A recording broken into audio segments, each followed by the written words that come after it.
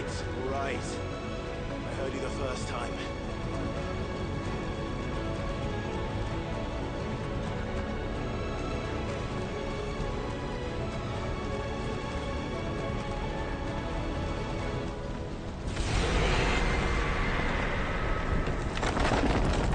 I'm not here to hurt you, Wallius! Fuck. That was too close.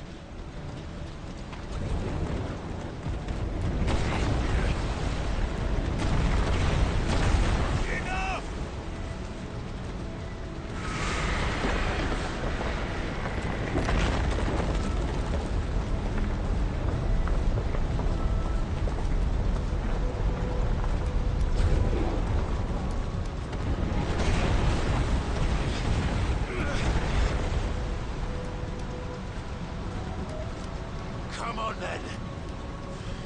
No more hiding.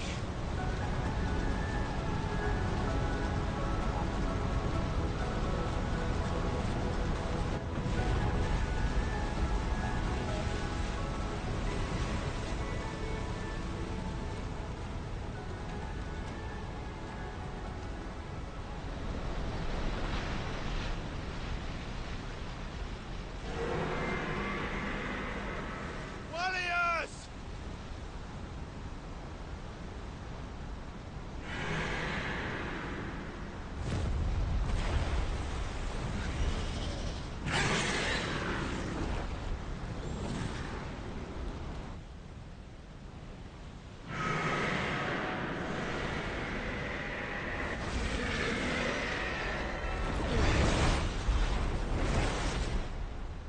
This isn't what I wanted!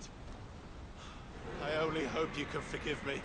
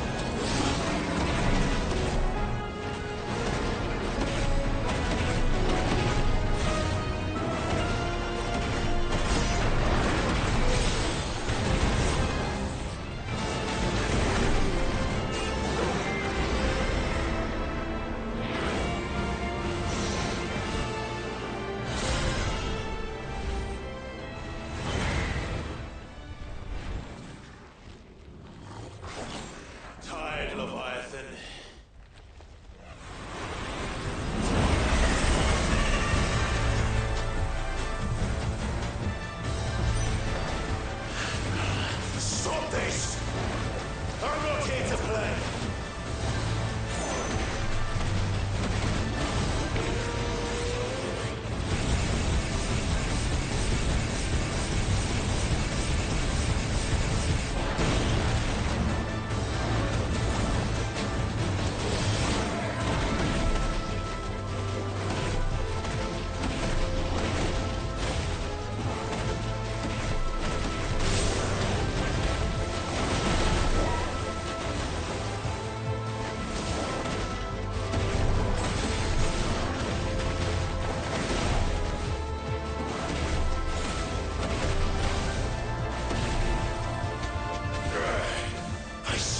Stop! This has gone on long enough!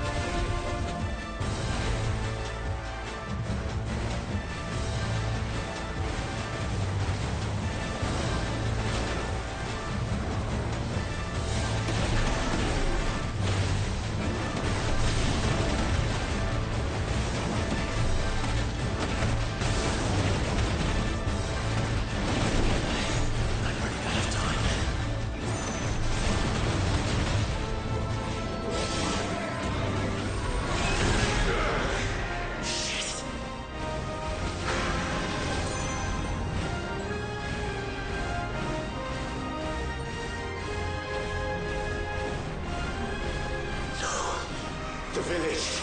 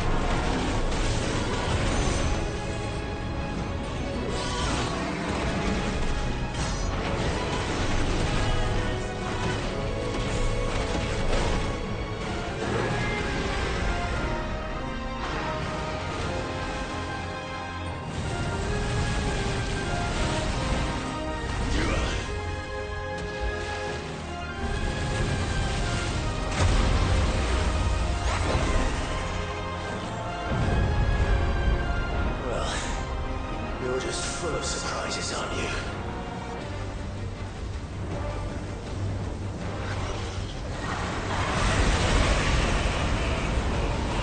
Garuda will be proud.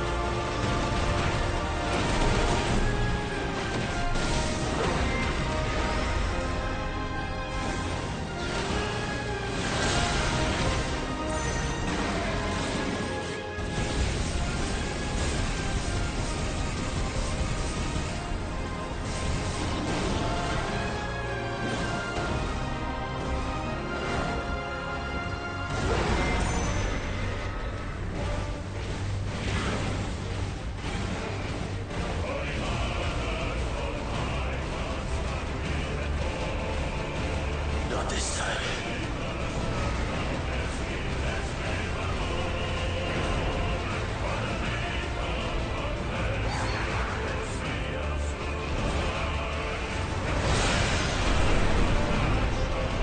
If that's what you want.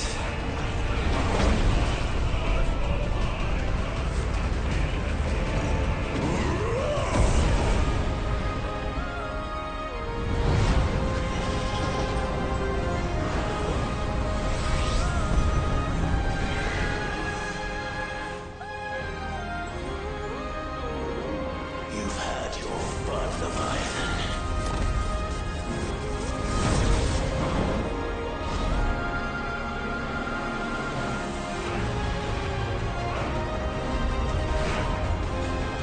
It's time you went back to sleep!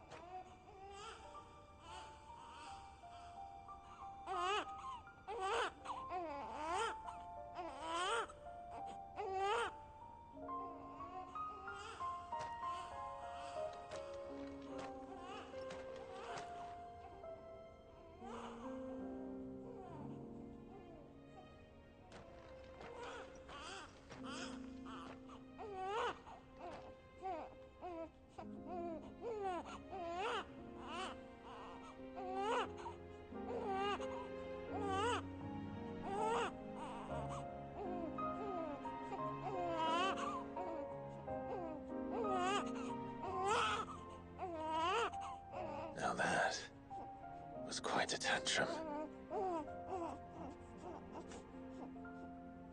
Clive! Where is he?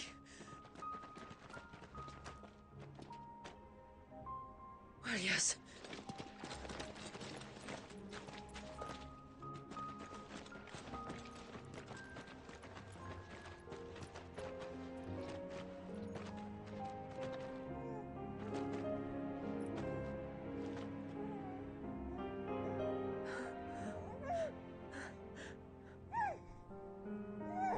He's adorable. He is now. But did you see him a few moments ago? Clive, I don't know how to thank you.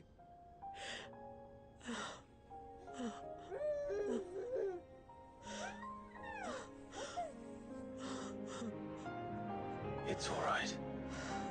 We should find him a dry blanket, though.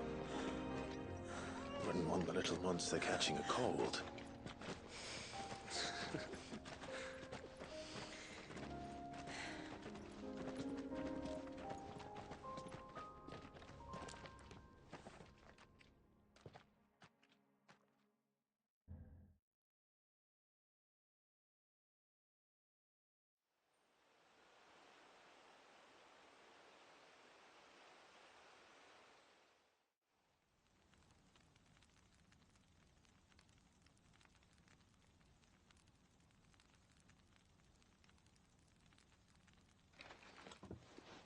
There. He's finally asleep. The poor thing had a long day. That makes two of us. So, what happens now? Now? Now, we make things right. How? By providing Walyas what he was denied. A place to learn and grow.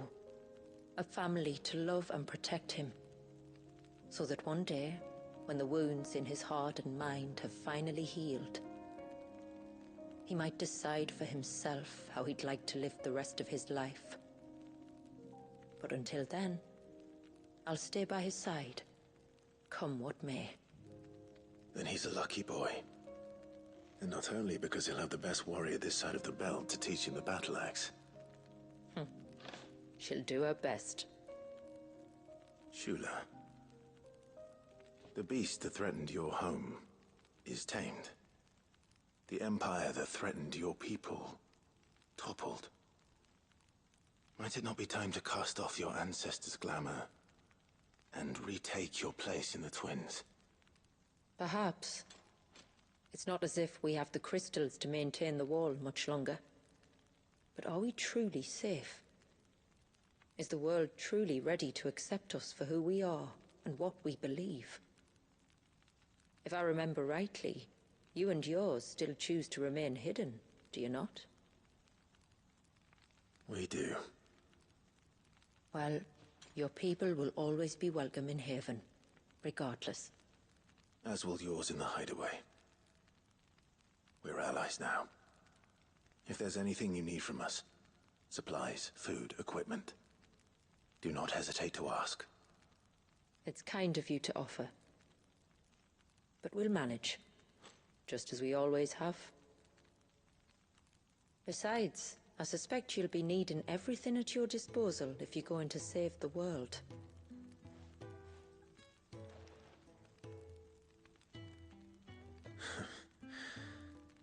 I fear much of it is past saving. The best we can do is strive to turn what's left into a world where we can all live as equals. A noble endeavor. And there'll be a place in this world for us, will there? For Walyas? For everyone. I swear it. Then we shall be waiting. Until the tides bear you back to shore.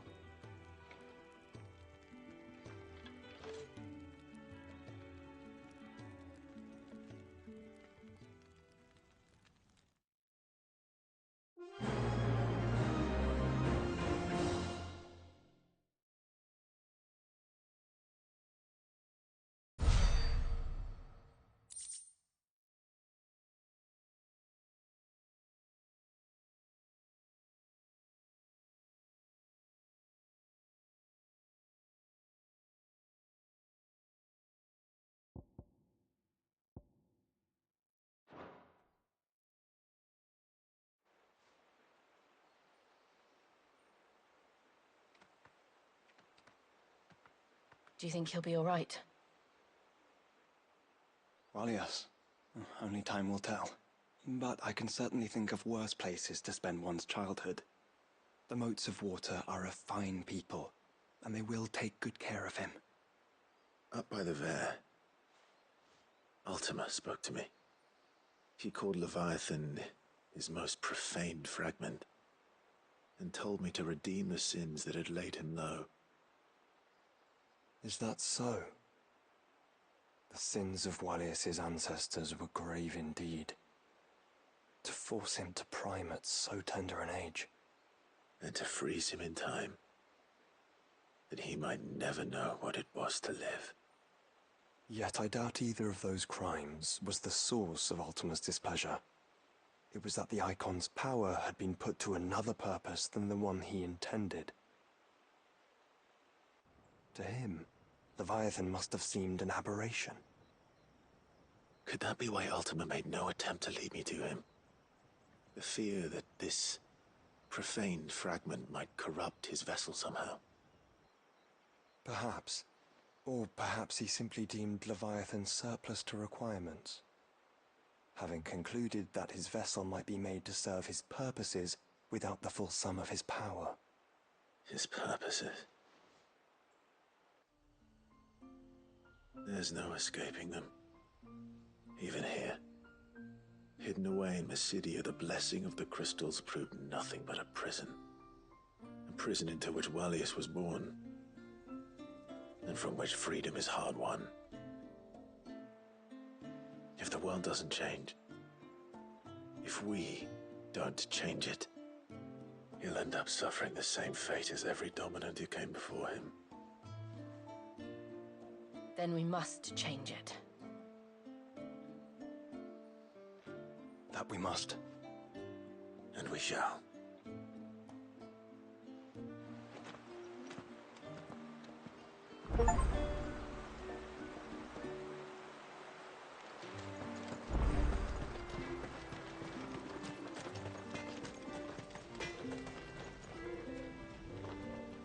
Yes?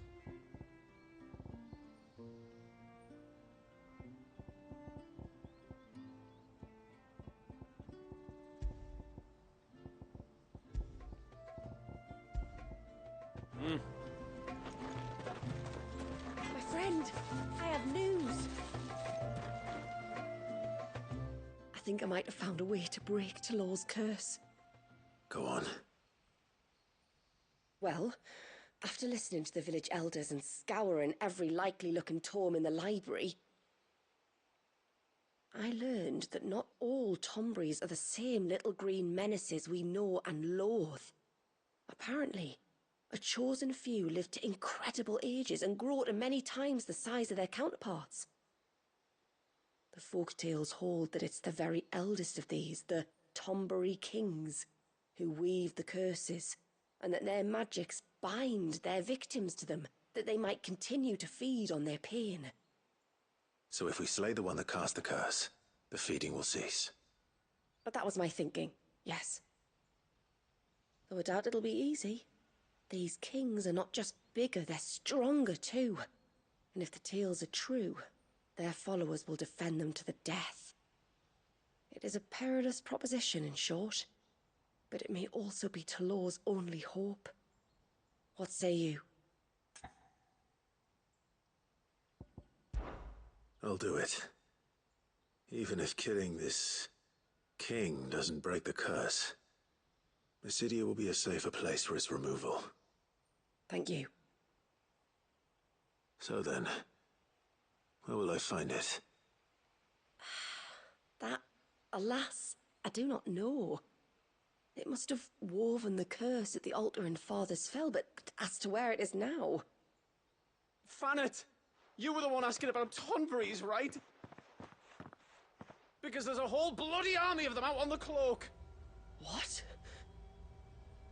But why would they stray so far? And why now? There's only one way to find out. I'll head up the mountain and see what's going on. Right. Thank you. And please, be careful.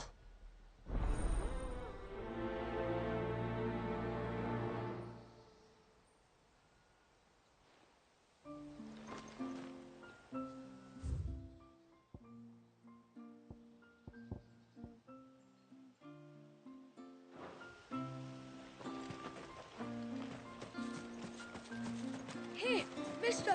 Over here! Please, mister, you've got to help us. The village is in danger, and if someone doesn't do something... you should have seen it! Stop. Take a deep breath and tell me everything. Starting with your name. Sorry, my name's Eirik. When you went up to the Erevalvers with Miss Shula, well, I followed you. You could have been killed. Lady Shula told us you lot were great warriors, so I thought I'd be alright if I stayed close like. But then I lost track of you in the woods, and that's when I saw it. Saw what? A great, big, dripping, drooling monster. Spitting out great spouts of water it was, that were tearing up the ground and cutting down trees. Spouts of water. I don't recall saying anything like that in the forest. Well, I did, and I don't ever want to see it again. You'll get rid of it, won't you?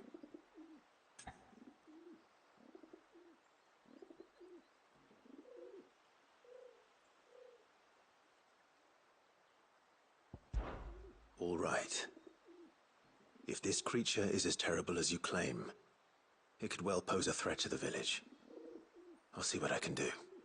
Thanks, mister. It was over by the Swift one that I saw it. Maybe it's still there.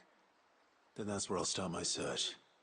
But this time, you're going to stay here. Understood? I wouldn't go through those gates for 1,000 gil. Not with that thing out there. Good luck, though.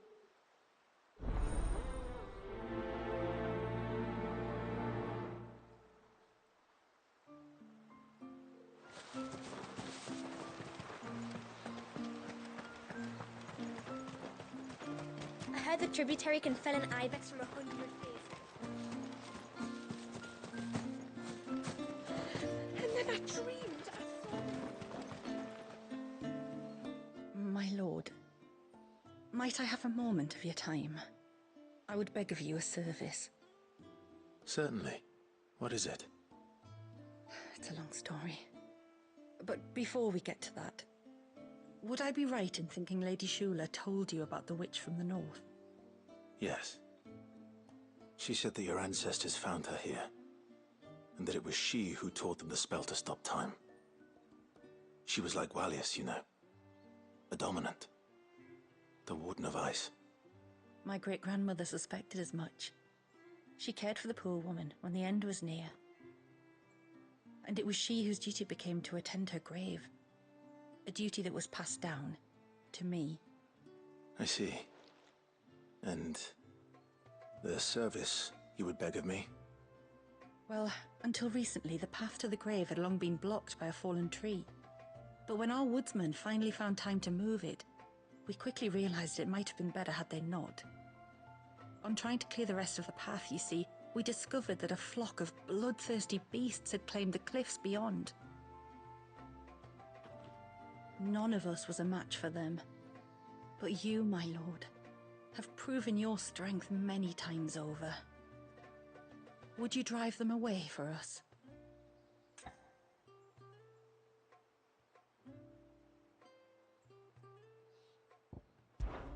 Of course.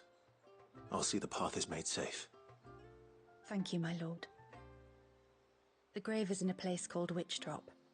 To reach it, one must turn left at the Winged Wains, then follow the path around to the right, deep into the forest. Why so far from Haven? It was where she lived. When our ancestors first came to Mysidia, they found her there, in an old abandoned village, and it was her heartfelt wish to return there in death. So when she passed away, my great-grandmother had a stone erected for her on the cliffs overlooking the place she once called home. How thoughtful. Well then, no time like the present. Left at the ships, then round to the right, you said. Just so. Thank you once again, my lord. I will join you at the grave anon.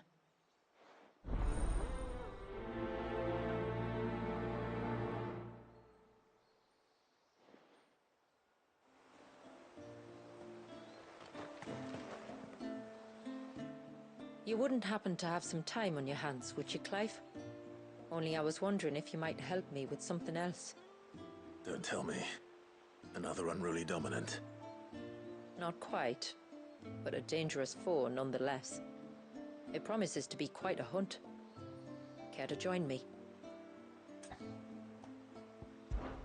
All right. Tell me about our quarry. A fiendish, cold-blooded beast known as a Givra. Normally, we leave such animals well alone, and for good reason. But I have an even better reason to want its tongue. Its tongue. If you'll permit me, tributary, I can explain. Certainly, Yamila. It's been over a week since me sister gave birth to her first child, yet she still isn't back on her feet. We've tried everything to restore her spirits. Physics and nostrums, the laying on of hands and of leeches, but all to no avail.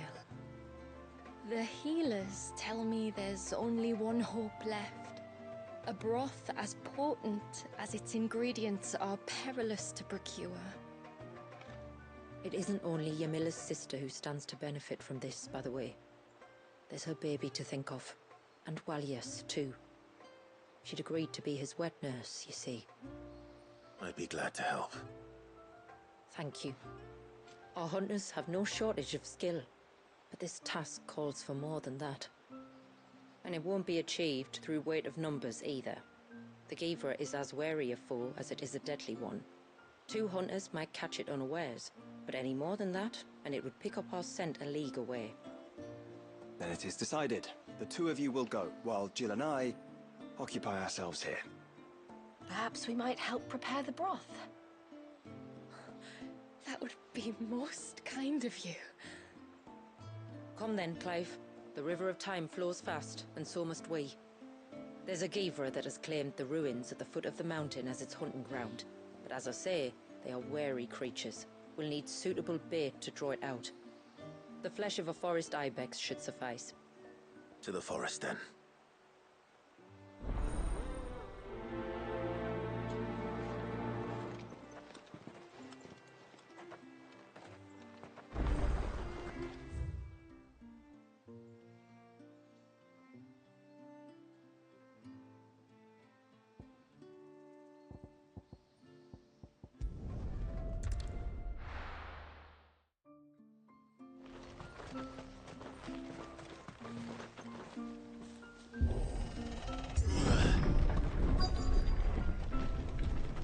Found her. They're almost at the gate. But they won't be coming any closer.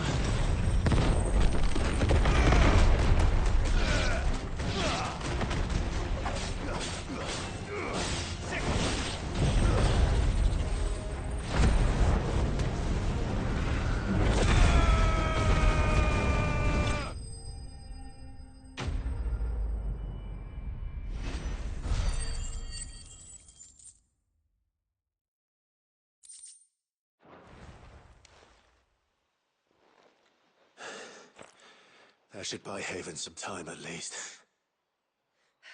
Clive, are you all right? Fine. We've taken care of the immediate threat. Thank the tides.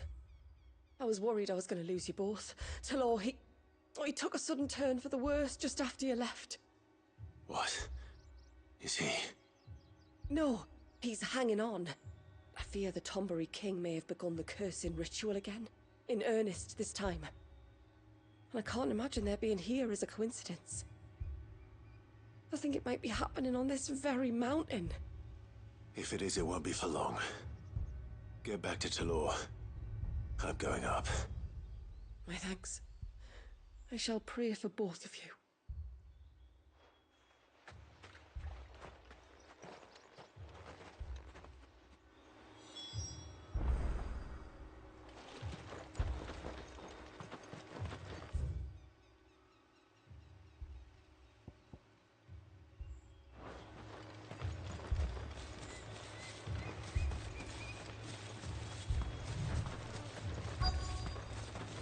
More of them.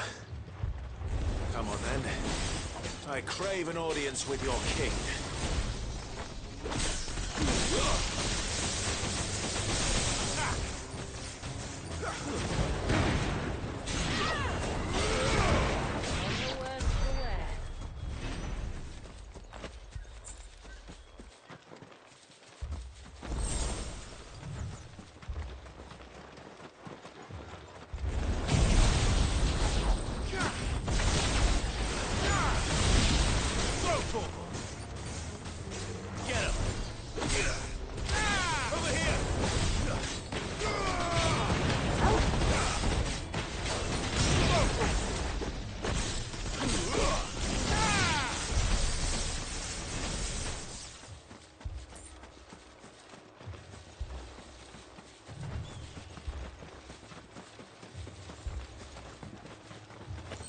Another group.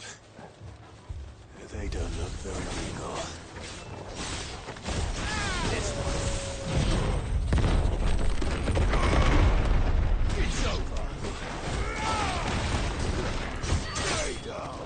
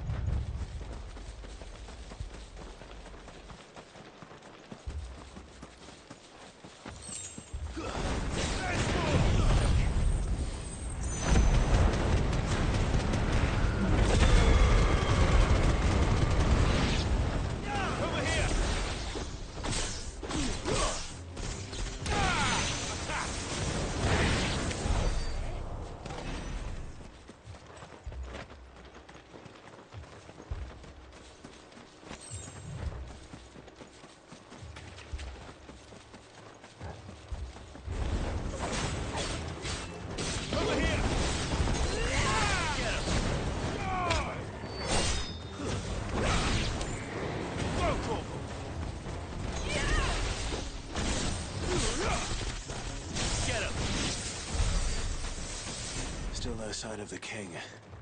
Could Fanat have been wrong?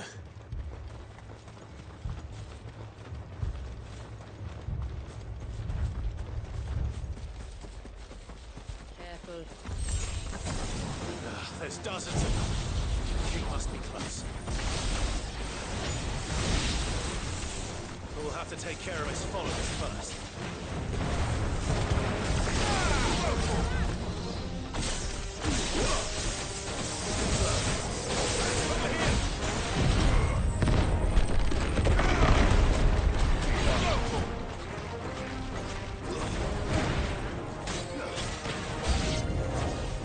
That's a lot of Tombres. All yours, Torgal.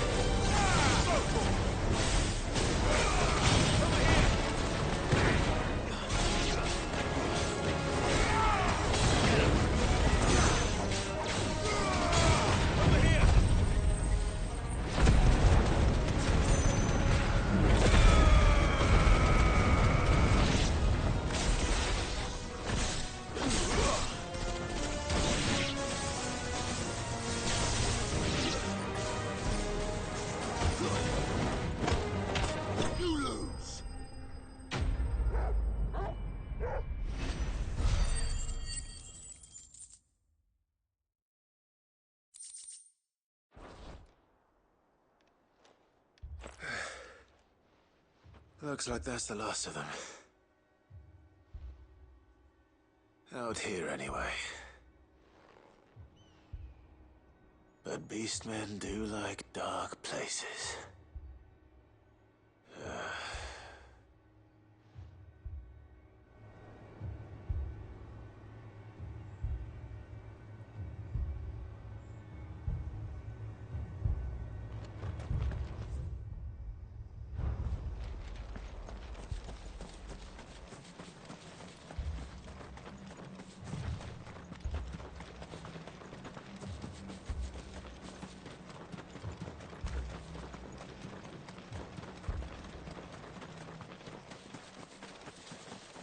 Well, I'll be damned.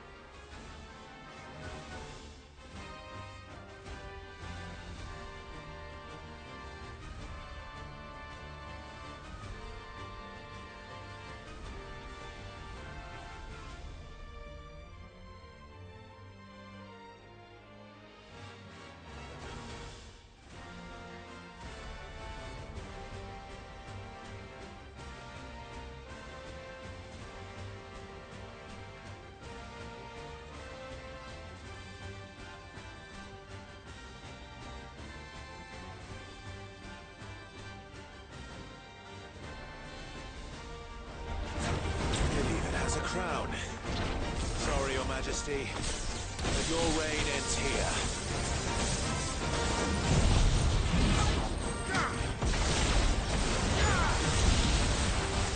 Nice try.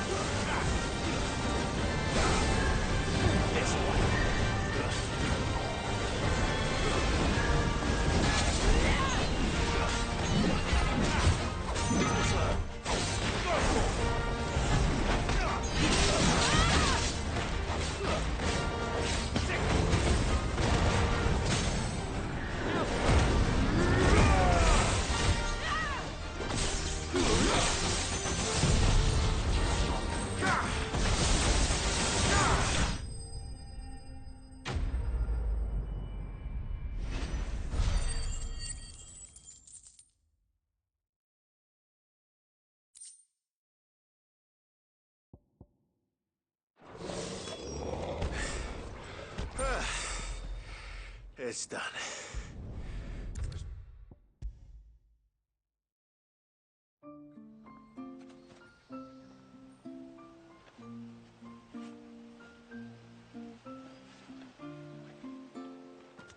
Clive!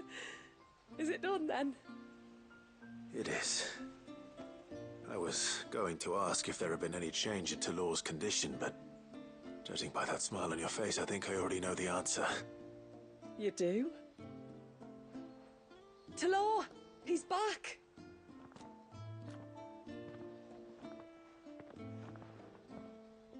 Thank you, my lord. I can never repay you for everything you've done for me.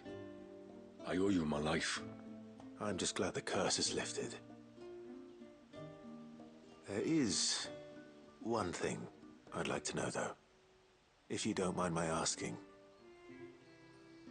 What made you seek the Tombury's help in the first place? Oh, that... well, you deserve to know. It was years ago now, back in my trading days. The Sons of Greek arrested me in Oriflamme, chained me up in a lightless cell with a great sword hung over my head, ready to fall if I didn't confess. Though they never said to what. I didn't, of course. So eventually they just let me go. And I never told a soul. Tried to forget it ever happened. But then you came along and the sight of your sword brought it all flooding back. I couldn't sleep, couldn't eat, couldn't hardly breathe, and I thought that if I gave my old chain to the Tomburys, maybe they could take all that pain away. All that anger. But it only made it worse. Oriflamme has fallen. And the men who tortured you likely fell with it. If only I'd known, I might have spared everyone a lot of trouble. I'd convinced myself that you were like them. That all outsiders were the same, but you're not. Far from it. Thank you, son. Thank you.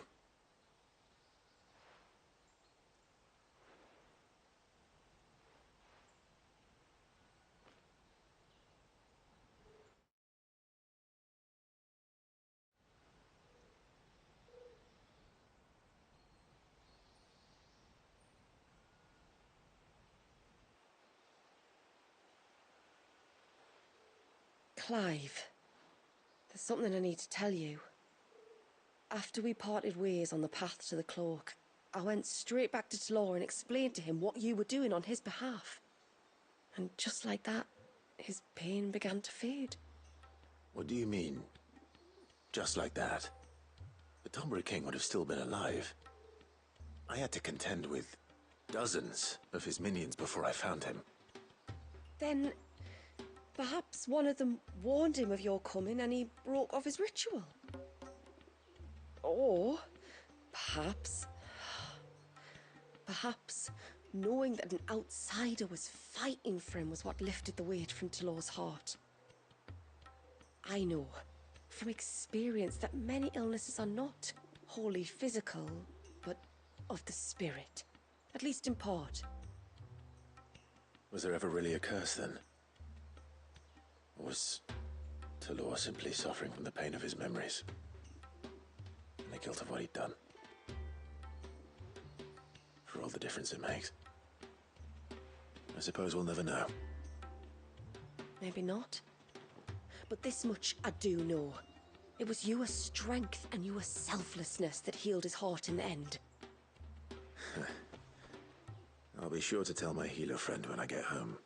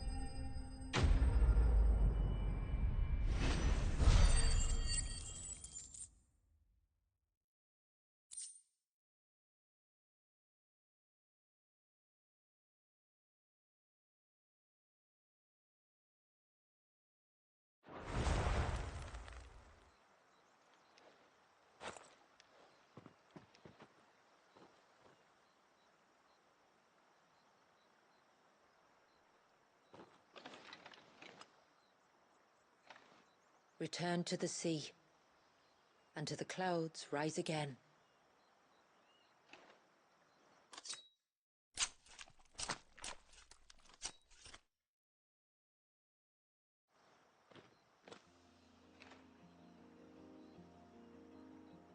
We have our bait then. What next? Next, we pay a visit to the Dark Gate to pick some local weed. It'll help disguise our scent.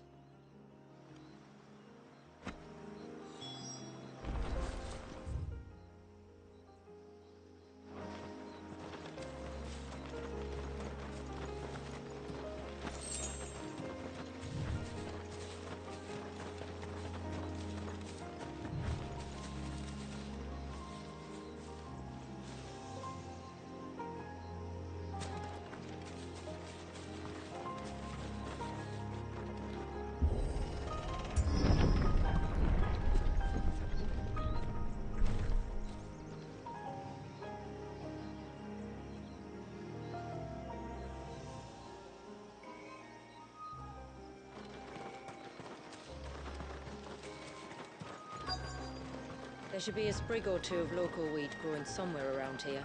Look for the golden leaves.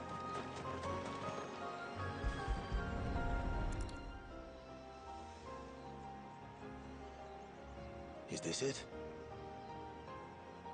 Aye, that's the stuff. Crush the leaves between your fingertips and rub them on your clothes. If you insist.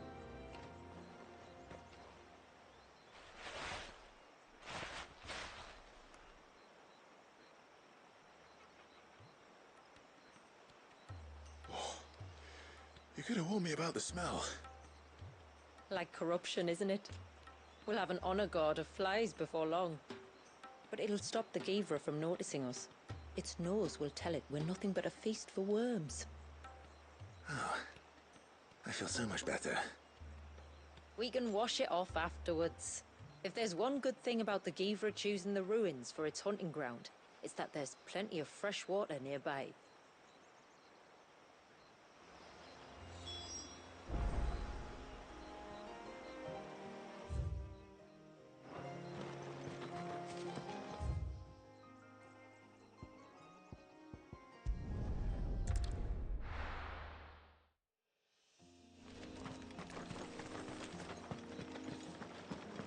Where should we lay the bait? Givras are creatures of habit. Look for some sign of its passing. It's sure to return to the same place sooner or later.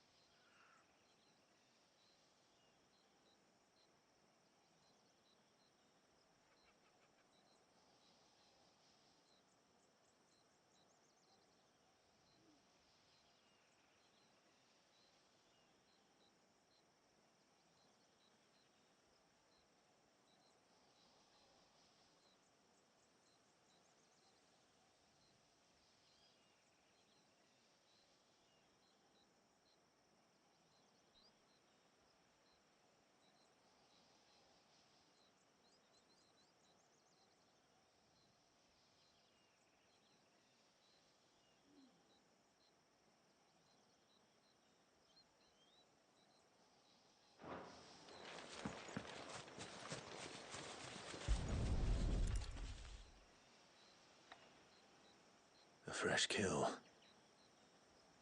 But not a Givras. The wounds are too clean, too small.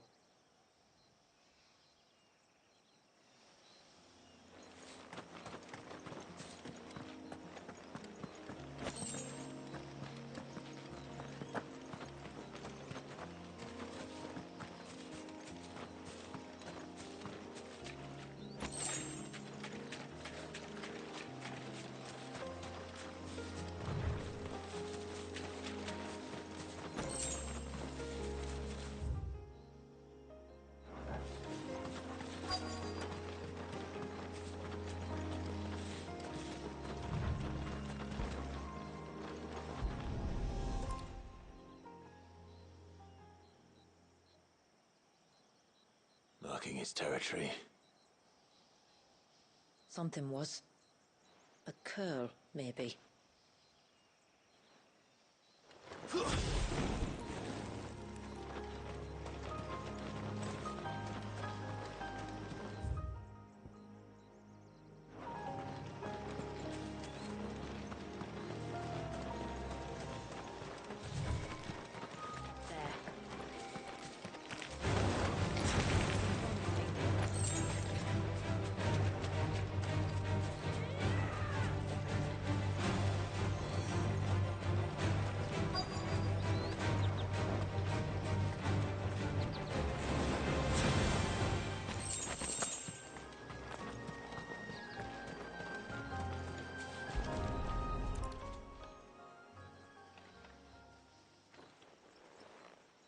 Tracks. But I assume they're too small to belong to a Givra. You're right. They're barely big enough to belong to a Givra's breakfast.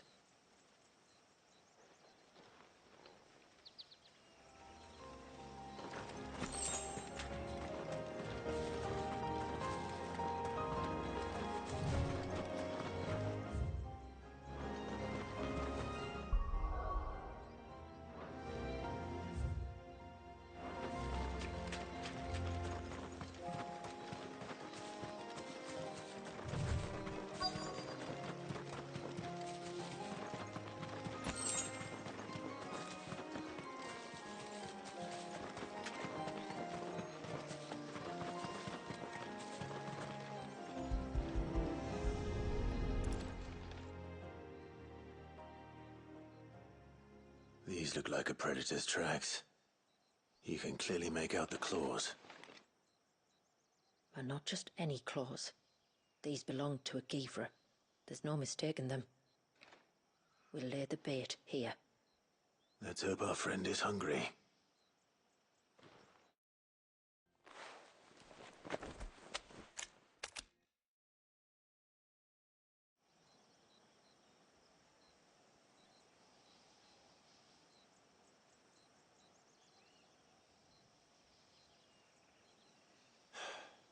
Still no sign. Patience, Clive. Hunting's not something you can rush. Have you stalked these beasts before? Once. Givras are fast, so the job called for a bearer. But even with my knack, it was a close-run thing. Not many leaders would take such risks for their people. Says the man who battled an icon to save a boy he barely knew. It is the way of the moats of water to use what gifts we've been given for the good of all. And I gather it's your way too. It was Sid, the man whose name I bear. He fought for his people and their future with every fiber of his being. I'm just following in his footsteps. In many ways, you remind me of him. Me? You're confusing daring with desperation. Quiet. Something's coming.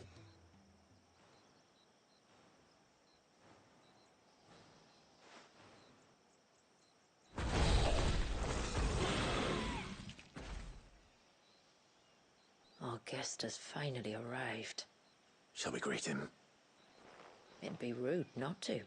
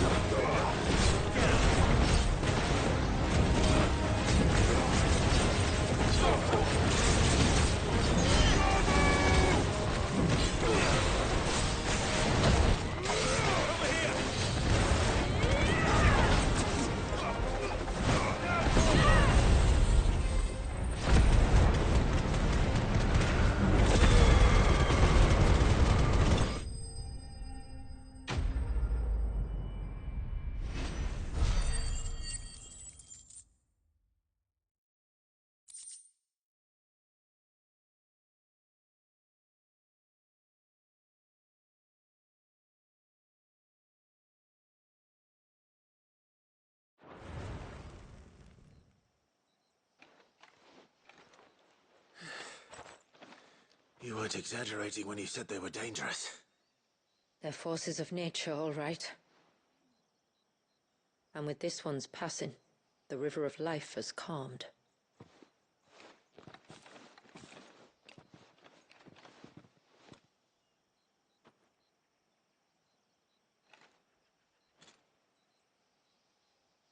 O roaring torrent, son of storms, may your spirit run free in the open ocean.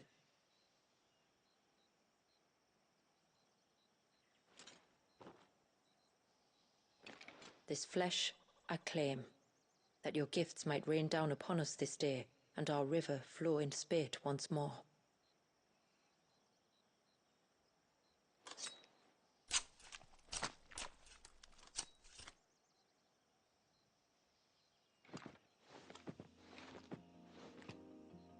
Well then, let's return to the village. We must get this tongue to Yamila before it spoils.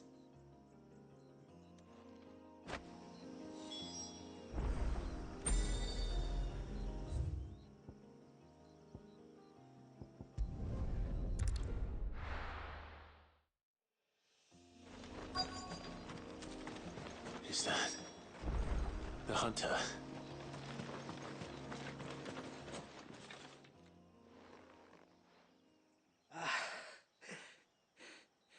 It's you. Nasef's savior. Are you all right? What happened? I was tracking an ibex when a great spout of water struck me square in the back. Sent me flying all the way across the clearing. Did you see what made it? No. All I heard was a noise. An ear-splitting din.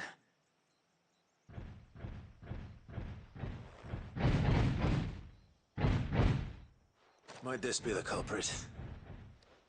Leave him to us.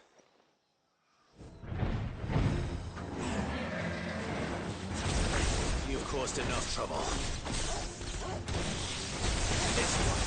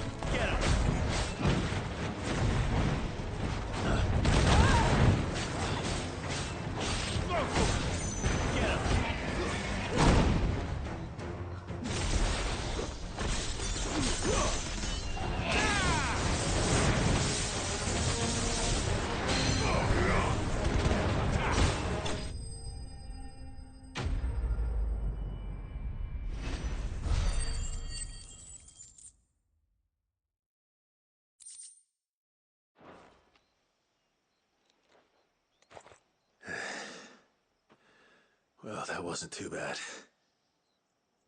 Hardly a threat to the village, but you can't blame the boy for being scared.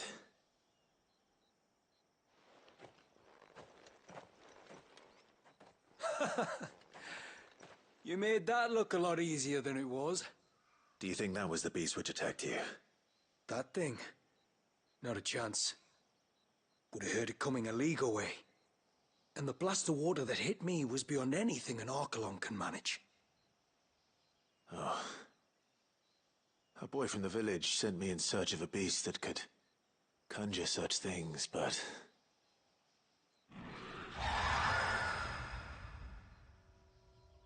That's it. That's the noise I heard.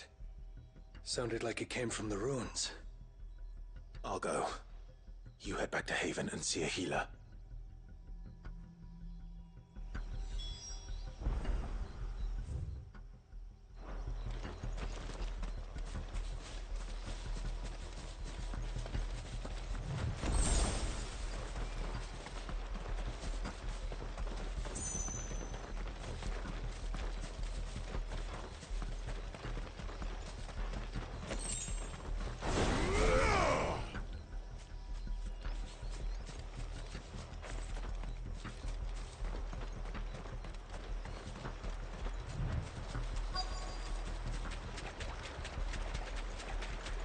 What do we have here?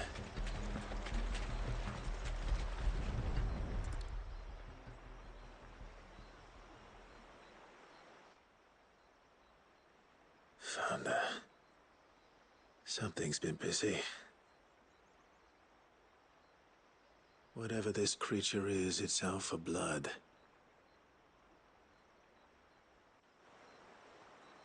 But it's not having ours. Stay close, Torgal. Where are you?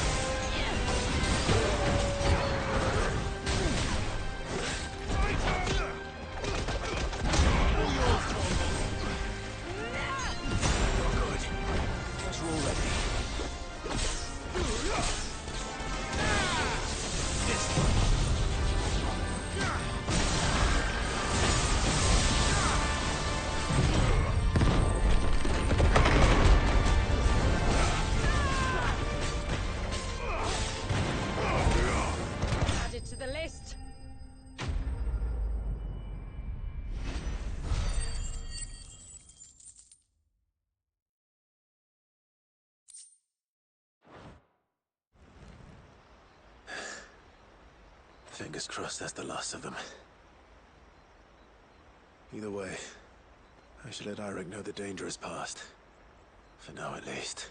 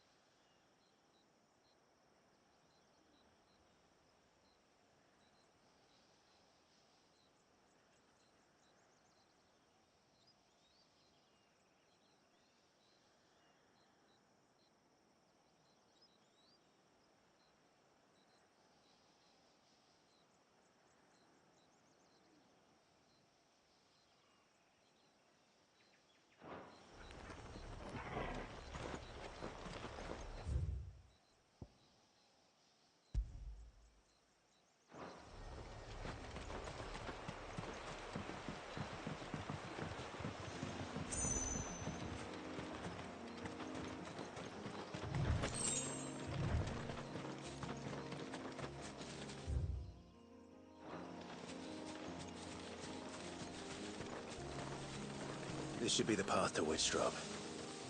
Hungry, Toggle?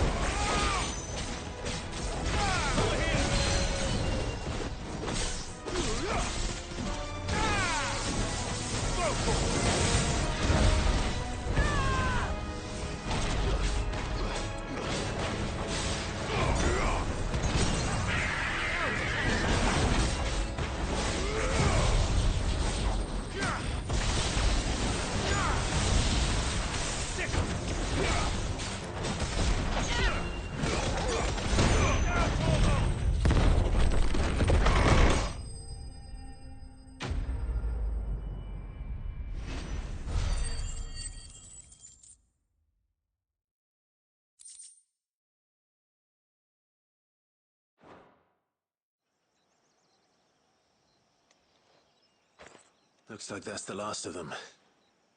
Now, where's the grave?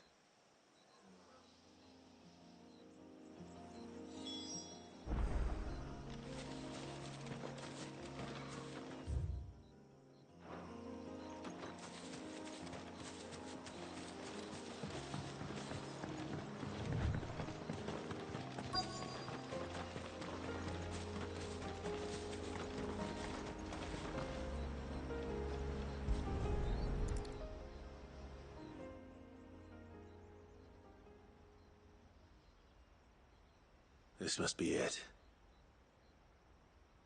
My lord, thank you for making the path safe again. Izay. Was that her name? Yes. Hardly the most fitting tribute for a dominant, is it? A rough-hewn stone with naught but a given name engraved on it.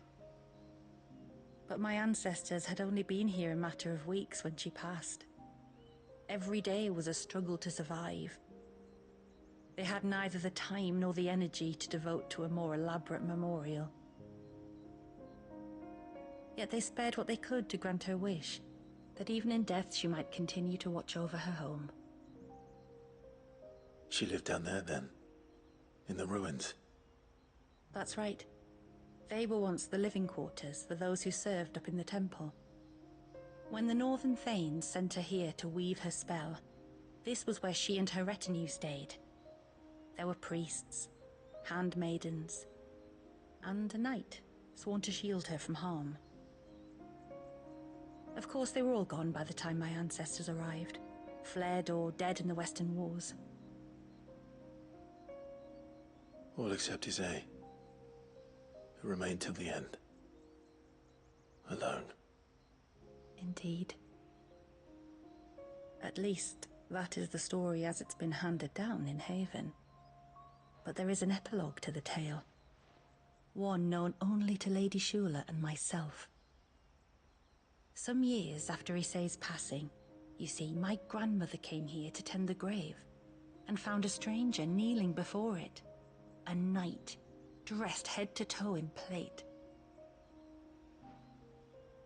She asked of him who he was and whence he had come, but received no answer.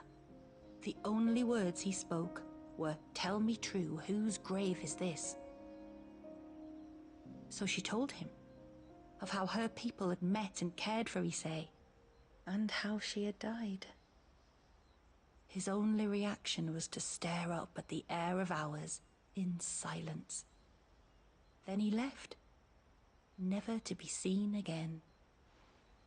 You said he was wearing plate.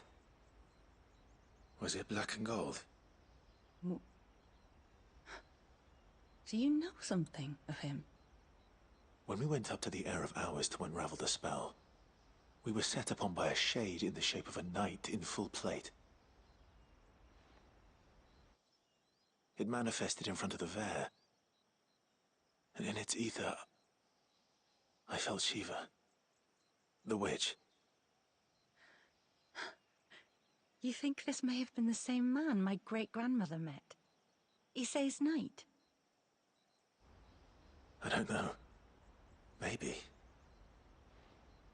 All I can say for sure is it was intent on protecting her creation. Or perhaps her spirit?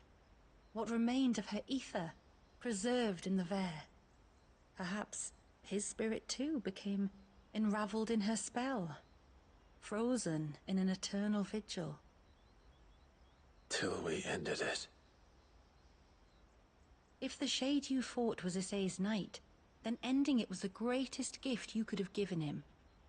Now he can return to the sea, to be with his lady once more. And if his spirit should ever return here to visit her grave, I shall ask his name, that I might carve it in the stone next to hers. That they might be together. Once and for all.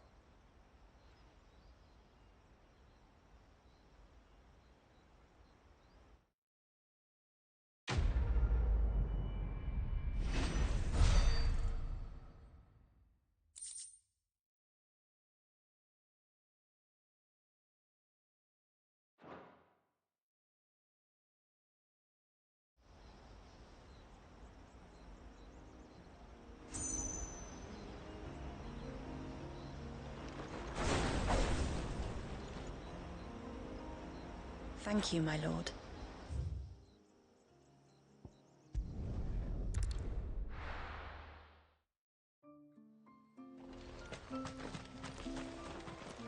Praise be to the heavens, for the child is saved and the son is...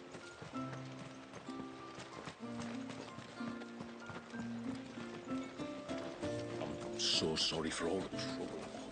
How many times do we have to tell you? You're back!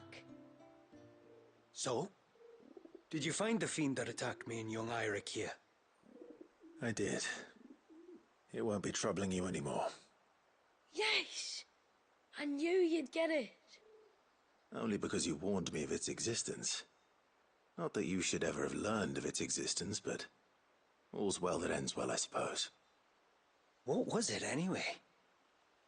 A manifestation of Leviathan's power. When we visited Wallius in the Surge, he was angry and afraid. The Icon summoned these creatures for his protection. Though why one would be wandering the ruins of Riversmeet, I don't know. Maybe it was looking for his mum. That's where she died, isn't it? The Falls. The Falls? Aye. When they took her baby, she threw herself off the top. We go there once a year to pay our respects. The whole village. An Eggy is a part of its master's spirit, but Wallius wouldn't have been aware of what had happened to his mother, would he? Well, either way, you did us a favor putting that thing to rest. Us and Wallius. Thank you. Aye. Thanks, mister.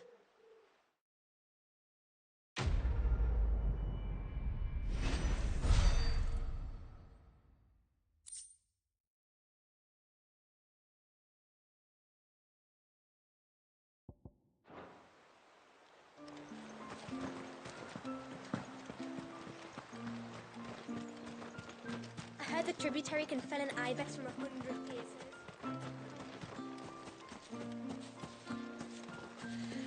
I never dreamed.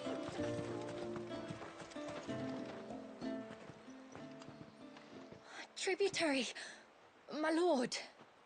Did all proceed as planned? It did. Here. One Geaver tongue, as promised.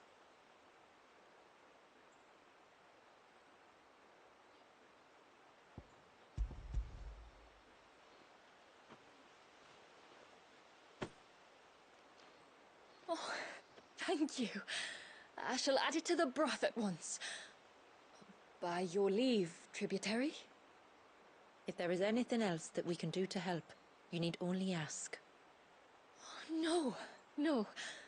You've already done more for my family than I can ever repay.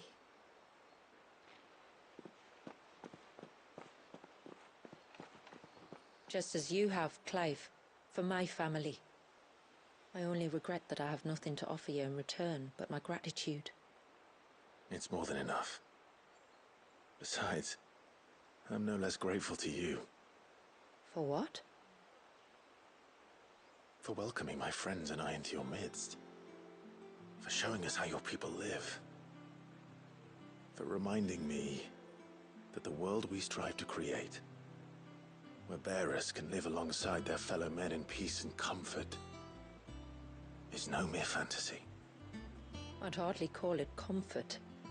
Every day is a struggle. Though we do at least struggle together, it's true. As must we all. I only ask that you remember the cost of using your gifts as a bearer. I know that you feel it's your duty to do whatever you can to help your people. But you have a child to think about now. And Wallius has lost enough. I shall bear that in mind. That's all I ask. Oh, and if there is anything else that we can do to help, well, you know. Thank you. Truly.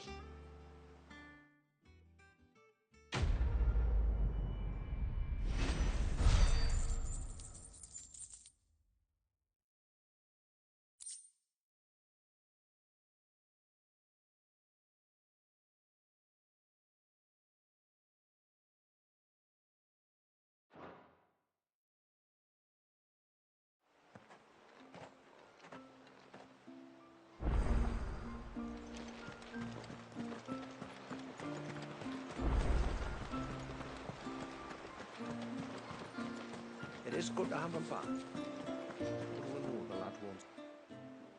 No, it has to be him. What has to be who? If you, don't mind my asking. It's not your asking, I mind. It's my explaining. But I don't see any other way around it. You see, when a baby is born here, we hold a ceremony to welcome them. The rite of immersion, we call it. But I don't know whether Walyus was ever afforded that courtesy.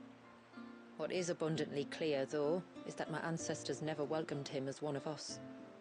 And I want to change that. The problem is, the ceremony requires 3 ministrators. The baby's parents, and a witness. As tributary, the role of witness would normally fall to me. But being Walyus's closest living relative, I must play the role of mother. So you want me to serve as witness in your stead? That's right. A witness must be a trusty guardian, ready to steer the child through the stormy waters of life, and on to tranquility. Which is why I thought of you.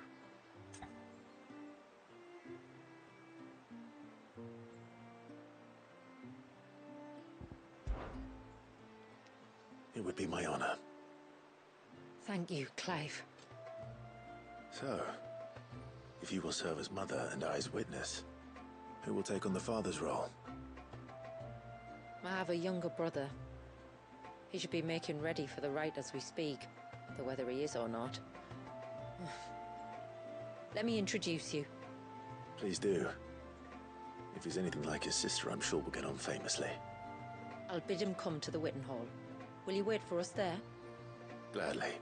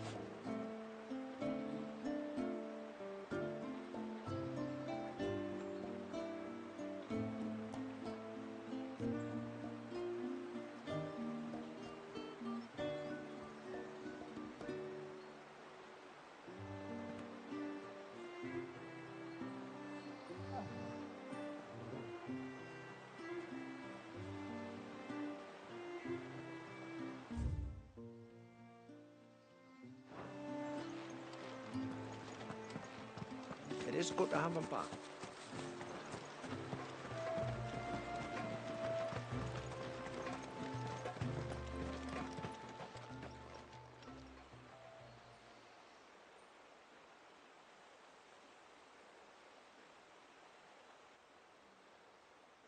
Clive, my brother. If it isn't my old mate Sid! You?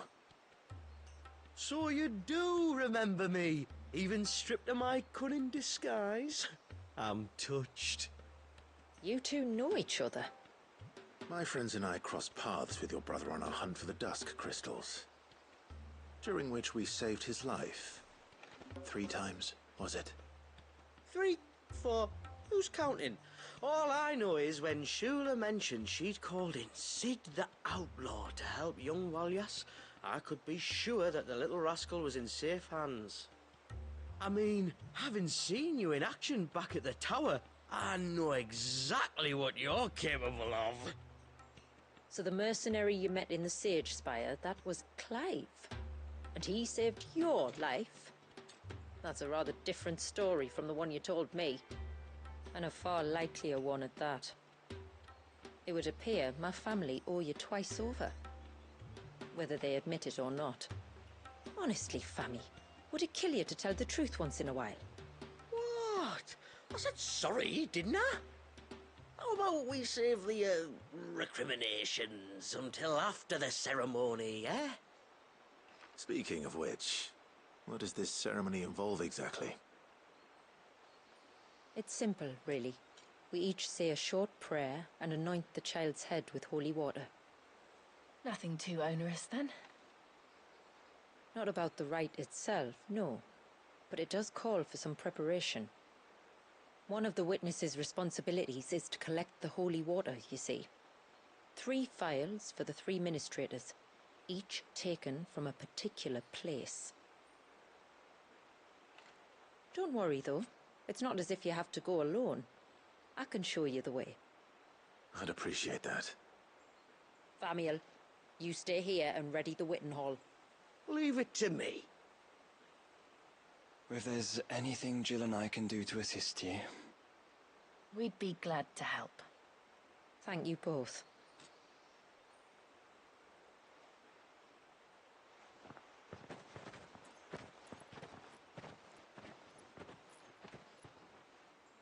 All right then, let's get started, shall we? There are 3 types of holy water that we must collect. The water of the mountain, of the river, and of the sea.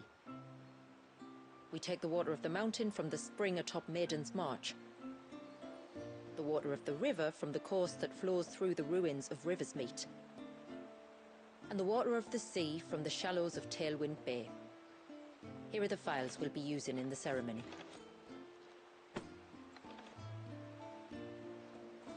I'm ready to leave whenever you are.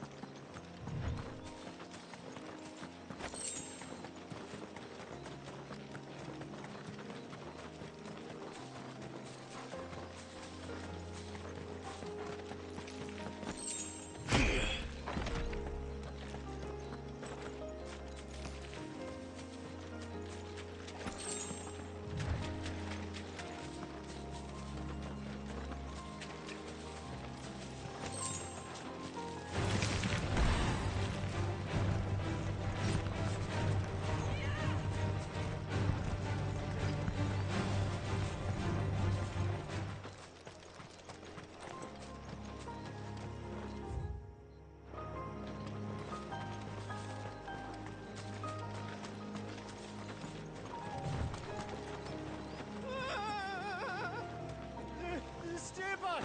I'm warning you! Someone's in trouble. Come on.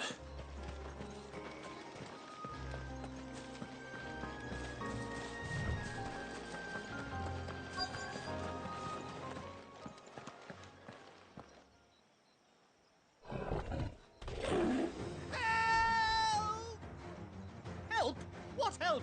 Nobody's coming to... Help? We're here to help.